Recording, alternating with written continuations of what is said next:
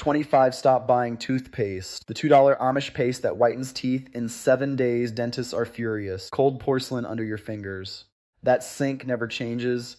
You squeeze the tube, and it folds in on itself like it's already empty. Mint hits the air too sharp. Too loud for a quiet morning. $7 gone last month. Maybe more. You don't really track it anymore. And here's the strange part. Most people your age never questioned it. Not once. Until the shelves kept climbing in price. There's a small glass jar I once saw in a rural kitchen. No label, no plastic cap, just a lid that had been opened and closed 1,000 times. What was inside it didn't look like toothpaste at all. And yet the man using it hadn't bought a tube in years. What I didn't understand then was simple. It wasn't about toothpaste. It was about what we stopped making at home, and that answer sits deeper than most people expect. There are things people grew up with that never made it into store shelves, just kitchen counters and old cabinets. If you've ever seen something like that in your own family, a jar, a mix, a habit that replaced something modern, I'd like to hear about it. And if this kind of slow, simple living still feels like your language, stay close, not for trends. Just for the old ways that still quietly work in the background of life, the light in the bathroom always lands the same way. Pale, a little tired. You notice things in that light you ignored during the day. The faucet has a small stain near the base. The mirror carries faint marks from years of breath and steam. Nothing dramatic, just life that never got erased properly. You reach for the toothpaste without thinking. Same motion, same hand, same habit you've carried for decades. But lately, something about it feels heavier, not physically, just quietly unnecessary. The tube is half collapsed already. It never stands straight anymore. Like it's been used too many times to pretend it's full. You squeeze it anyway. That mint smell comes out fast, almost aggressive. It fills the small room like it owns it. And for a moment, you pause. Not because anything is wrong, because nothing ever changes. That's where this starts. Not with a discovery, not with a miracle, with repetition that finally starts to feel like noise. There was a man I knew through a rural neighbor. Years back, quiet hands, slow voice, the kind of man who fixes things without explaining them. He didn't talk about toothpaste like most people do. He barely used the word. In his home, I saw something different sitting on a shelf near the sink. A small glass jar, clouded slightly from use, no branding, no bright color. Just a simple lid that looked older than the sink itself. I remember thinking it looked too plain to matter. That was my mistake. Because the things that last longest usually don't try to look important. You've probably noticed this in other parts of life too.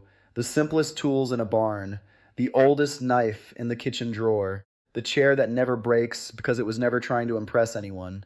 The jar was like that, but I didn't understand it yet. At first, I assumed it was just some homemade habit, something passed down without much thought. Many old rural families, including communities like the Amish tradition holds, often kept small household mixtures for cleaning or daily use instead of relying entirely on store-bought versions of everything, not because they rejected everything modern, but because they learned what could be made steady at home. Still, I didn't ask questions then. I just watched. What stayed with me wasn't what was inside the jar. It was how normal it felt to him, like it belonged there more than anything on a store shelf ever could. And that contrast stuck with me longer than I expected.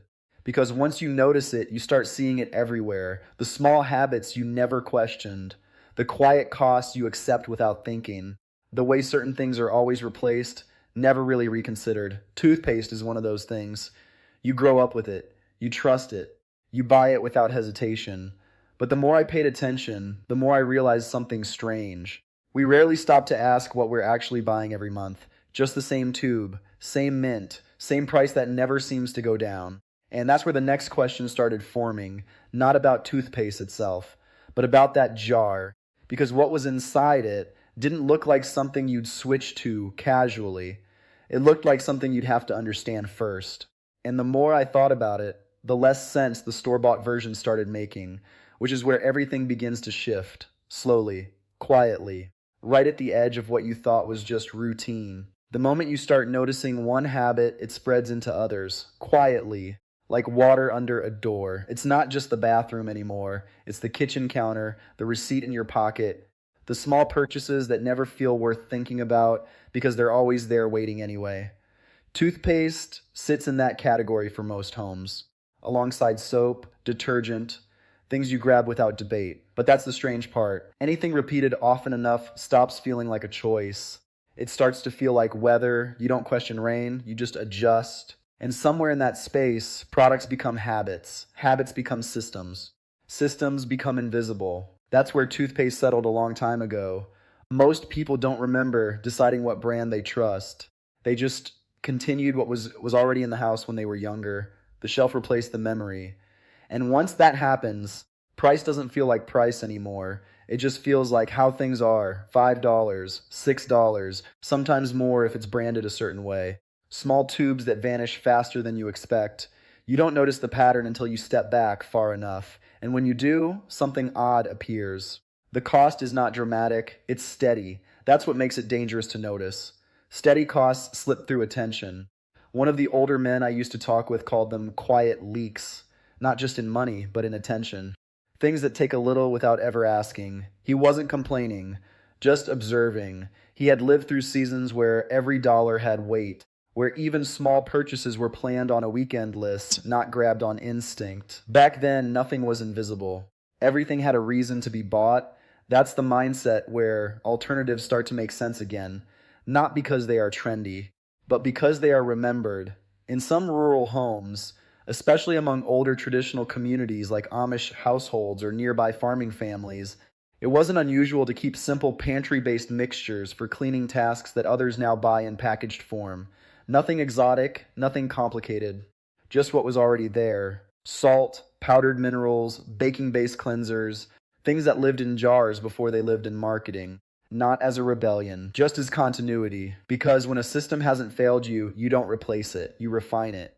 That's the piece most modern life forgets. We assume newer means better, but in household life, newer often just means more steps between you and the result, more packaging, more language, more layers you don't need to think about.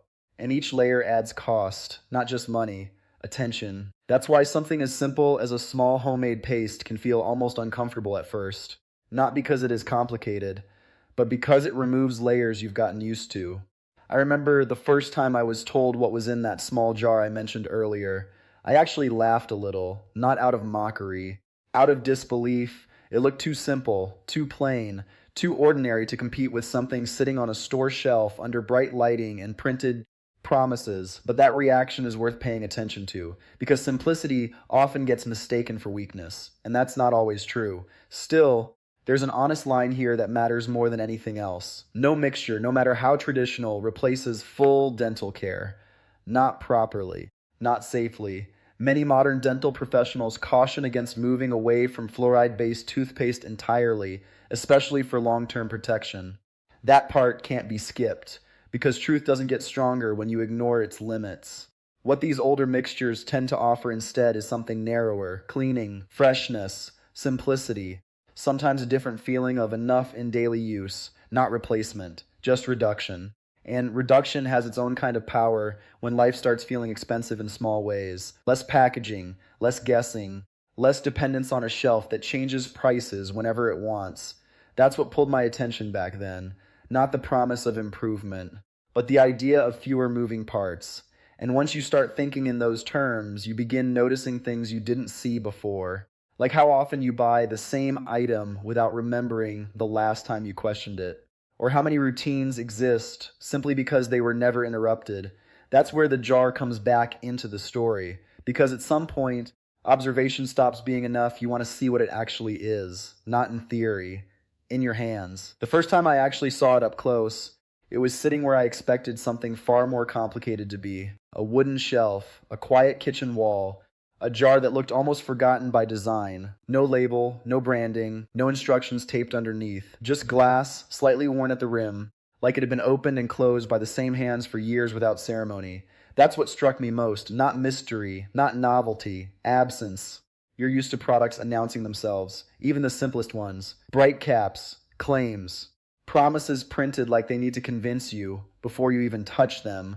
This didn't do any of that. It just existed. And when I finally asked what was inside, the answer wasn't given like a secret. It was given like something obvious that didn't need defending. Simple household things, the kind many rural kitchens have kept for generations. Mild cleaning powders, pantry-based ingredients, common mineral salts, The sort of materials that never needed a marketing department to explain them. Nothing rare, nothing exotic. That's important. Because the point wasn't invention, it was restraint. You've probably seen this pattern in other places too. A barn tool that outlasts 5 modern replacements, a kitchen board that never splits, a pan that never needed a warranty because it never changed hands enough to require one. This jar sat in that same category. When I finally felt the mixture between my fingers, it surprised me in a way I didn't expect. Slight grit, not rough enough to damage, not smooth enough to feel artificial, somewhere in between. Like something designed to clean by contact, not by chemical performance. The explanation that followed was simple. It wasn't trying to transform anything. It wasn't promising miracles. It worked through basic physical cleaning, light abrasion, surface lifting, neutralizing odor in a straightforward way. Nothing hidden behind language, just function. And function, when stripped down enough, starts to feel almost unfamiliar in a world built on enhancement. That's when the cost made sense too. Not because it was cheap in a dramatic way, but because it wasn't carrying layers you never asked for. When broken down, the ingredients together cost roughly what you might spend on a small household item, a couple of dollars. Not because anything was sacrificed, but because nothing unnecessary was added in the first place. No packaging chain, no branding cycle, no shelf rotation system feeding into itself.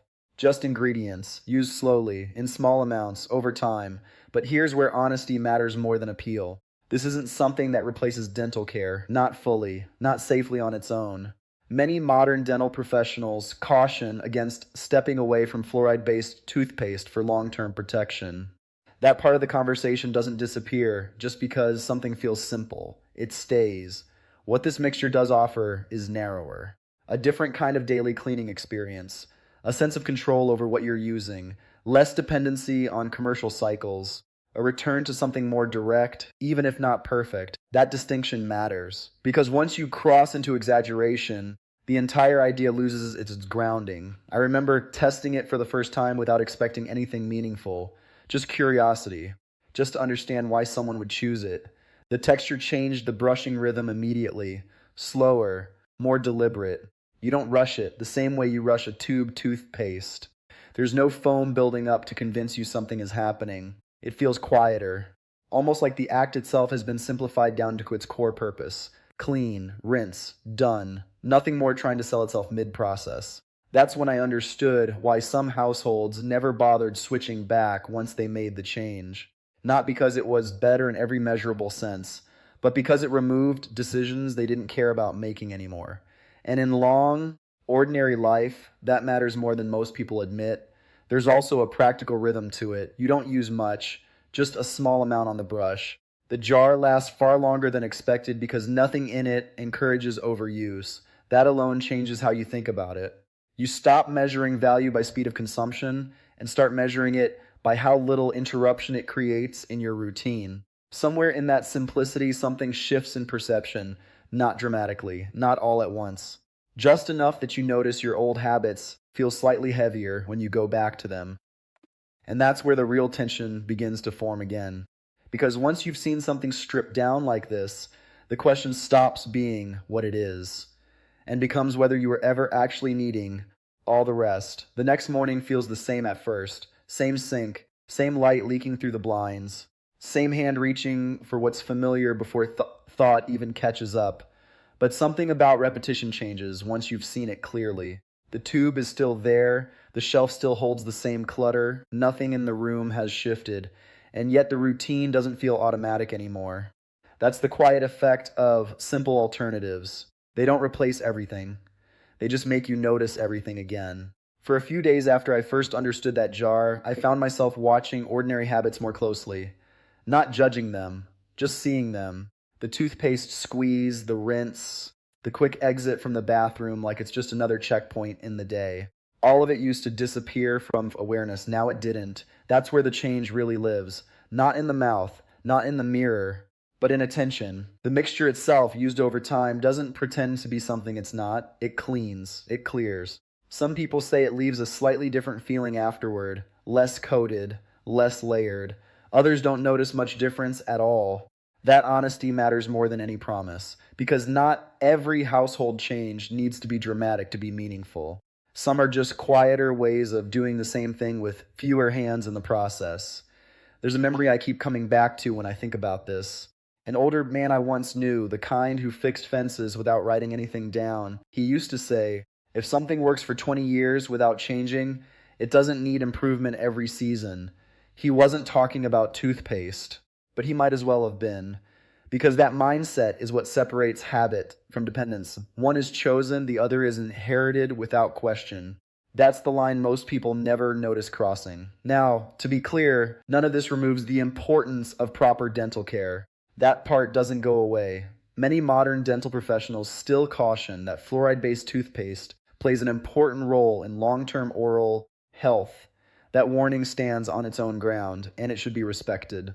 What sits beside it, though, is something simpler, not replacement, not rebellion, just reduction, less packaging, less cost over time, less dependence on a system that adjusts pricing more often than people adjust their habits. When you look at it that way, the jar stops being unusual.